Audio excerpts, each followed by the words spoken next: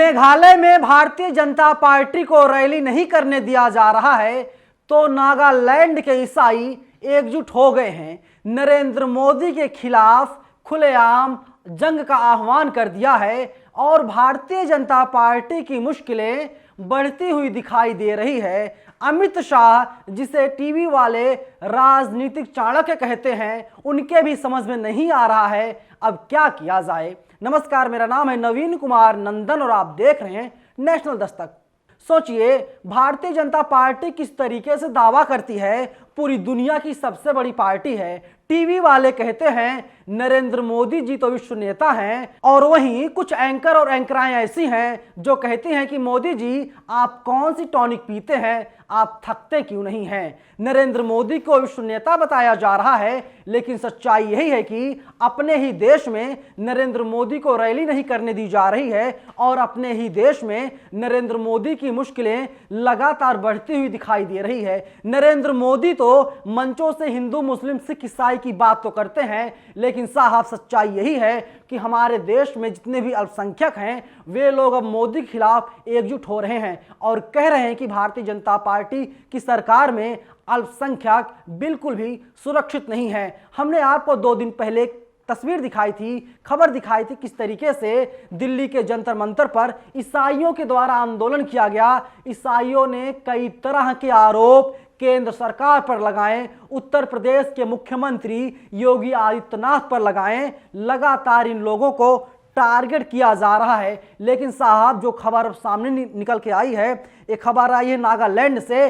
TV9 Bharatvarsh ने article छापा है, नागालैंड में बीजेपी के लिए मुसीबत, आखिर क्यों बैप्टिस्ट चर्चों ने जताई ईसाई विरोधी ताकतों पर चिंता। देखिए आगे लिखता है TV9, चुनावी राज्य नागालैंड में बैप्टिस्ट चर्चों में शीर्ष संस्था the Nagaland Baptist Church Council यानी NBCC ने अपने फॉलोअर से अपील की है वे प्रार्थना करें कि भारत में ईसाइयों के खिलाफ काम करने वाली सांप्रदायिक ताकतों को न्याय के कटघरे में लाया जाए।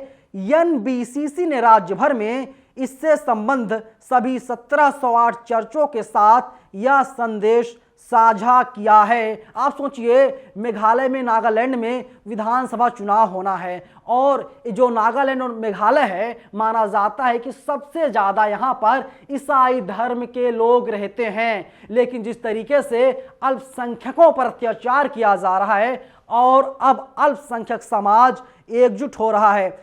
TV9 भारतवर्ष आगे लिखता है, 2 ईसाई राज्यों नागालैंड और मेघालय में अपने हिंदुत्व के एजेंडे को हल्का करने के बाद यह भगवा पार्टी बहुसंख्यक आबादी को मनाने में असमर्थ रही है। उदाहरण के लिए बीजेपी के नेतृत्व वाली असम सरकार ने हाल ही में एक विशेष शाखा के पुलिस अधीक्षक यानी SP द्वारा आदेश से खुद को दूर करते हुए अपने धर्मांतरण विरोधी अभियान से यूटर्न ले लिया। SP ने राज्य में धन परिवर्तन और चर्चों की संख्या के बारे में जानकारी मांगी थी। जानकारी दीजिए साहब, कितने चर्च हैं बताइए। SP के द्वारा जानकारी मांगी जा रही। वहीं देखिए आगे लिखता है, असम के मुख्यमंत्री हिमंत बिस्वा शर्मा के आदेश पर विवाद के मद्देनजर समाचार पत्रों को बताया, मैं SP द्वारा जारी पत्र से पूरी तरह से अलग रखता हूं। यह आदेश अनुचित था। बीजेपी ने खुद को कांग्रेस के इस आरोप से भी अलग कर लिया कि RSS समर्थित जनजाति धर्म संस्कृति सुरक्षा मंच यानी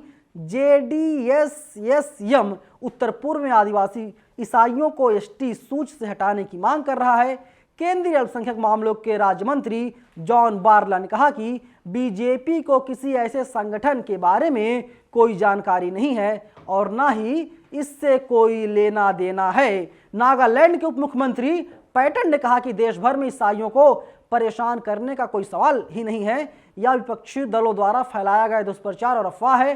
नागालैंड बीजेपी के सदस्य यह समझाने की कोशिश कर रहे हैं कि पार्टी ईसाई विरोधी नहीं है। नागालैंड बीजेपी के मुख्य प्रवक्ता कुपुतो सोहे ने कहा, हमारे लगभग सभी उम्मीदवार ईसाई हैं। आप सोचिए किस तरीके से निशाना बनाया जाता है और इसके बाद बीजेपी के नेताओं के द्वारा कहा जाता, साहब बीजेपी जो है ईसाइयों का खास ख्याल रखती है, लेकिन ईसाई जो हैं अब वे लोग एकजुट होने का काम लगातार कर रहे हैं। देखिए, विवाद के बीच आया एनबीसीसी का संदेश। नागालैंड में बैप्टिस्ट चर्चों के लिए एनबीसीसी का संदेश एक विवाद के बीच आया है। इस विवाद का संबंध बीजेपी द्वारा चुनाव प्रचार के लिए ईसाई प्रतीकवाद के उपयोग से है। इस विवाद में केंद्रीय अल्पसंख्यक मामलों के राज्य मंत्री जॉन बारला शामिल हैं। 16 फरवरी को नागालैंड के बीजेपी अध्यक्ष तेमजेन इम्ना अलोंग के लिए चुनाव अभियान का एक वीडियो उन्हें चिल्लाते हुए दिखाता है। प्रभु की प्रस्तुति है हेलेलुया। अब आप सोचिए किस तरीके से, अब देखिए आगे लिखता क्या, हालांकि बीजेपी ने इस विवाद से खुद को दूर कर लिया है, या कहते हुए कि बरला की व्यक्तिगत पसंद थी। नागालैंड बीजेपी के महासचिव खेविशो सेमा ने कहा, हम ईश्वर के नाम पर वोट नहीं मांग रहे हैं, इसमें कोई राजनीति नहीं है। इस विवाद के बाद बीजेपी अपनी ईसाई विरोधी छवि को छोड़ने की कोशिश कर रही है। देखिए, लाइन बहुत महत्वपूर्ण है। बीजेपी पर आरोप लगता है कि ईसाई विरोधी है, लेकिन बीजेपी कह रही है कि वे लोग ईसाई विरोधी नहीं हैं और अपनी छवि को चमकाने की कोशिश लगातार कर रहे हैं। यहां तक कि सुलह का संदेश देने के लिए प्रेस कॉन्फ्रेंस भी कर रही है। पार्टी को आगामी चुनावों में 15 से 18 सीटें हासिल करने की उम्मीद है और इसके लिए बैप्टिस्ट चर्च का समर्थन महत्वपूर्ण साबित हो सकता है। अब आप सोचिए किस तरीके से ईसाइयों के खिलाफ नारेबाजी की जाती है, ईसाइयों को टारगेट किया जाता है, ईसाइयों को उनका हक और अधिकार नहीं दिया जाता। जब पूरा मामला सामने आता है, भारतीय जनता पार्टी परेशान हो जाती है। आप देख लीजिए, मैं आपको उत्तर प्रदेश ले चलता हूं। उत्तर प्रदेश में हिंदुओं की संख्या ज़्यादा है, मुसलमानों की संख्या कम है, और वहीं जो उत्तर प्रदेश के मुख्यमंत्री मौजूदा हैं वे खुलेआम कहते हैं 80-20 की बात होनी चाहिए। और बीजेपी के तमाम नेता ऐसे हैं जो हिंदू राष्ट्र बनाने की मांग खुलेआम कर रहे हैं। ऐसा लगता है मुसलमानों को, बौद्धों को, ईसाइयों को, सिखों को देश से खदेड़ दिया जाएगा, ऐसा लग रहा है। लेकिन संविधान हमारा कहता है भारत कभी हिंदू राष्ट्र नहीं बन पाएगा। और अब जिस तरीके की खबर सामने आ रही है, बाहर आ रही है, उससे पता चल रहा है नागालैंड में बीजेपी के लिए जो है मुसीबत बढ़ती हुई दिखाई दे रही है। बीजेपी के पास अब बचने के लिए कोई रास्ता नहीं बचा हुआ है, क्योंकि जहां जहां पर बीजेपी की सरकार है वहां वहां पर ईसाइयों पर सबसे ज्यादा अत्याचार, अटैक हो रहा है।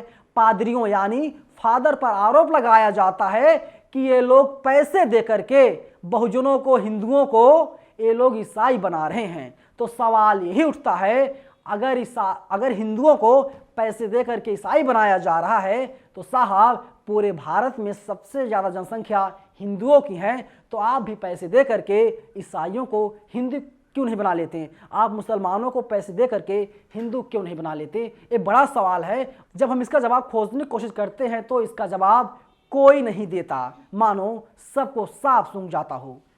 फिलहाल इस वीडियो में इतना ही, लेकिन पूरी खबर को लेकर के आपकी क्या राय है? आप अपनी राय हर बार की तरह इस बार भी हमें बताइएगा। धन्यवाद। नेशनल दस्तक की आपसे गुजारिश है कि अगर इसको बचाना चाहते हैं तो नेशनल दस्तक को सब्सक्राइब करने के लिए रेड कलर के सब्सक्राइब बटन को दबाएं, फिर बेल आइकन की घंटी दबाएं। नेशनल दस्तक को बचाने के लिए बहुत जरूरी है कि हर खबर को शेयर करें, लाइक करें, कमेंट जरूर करें।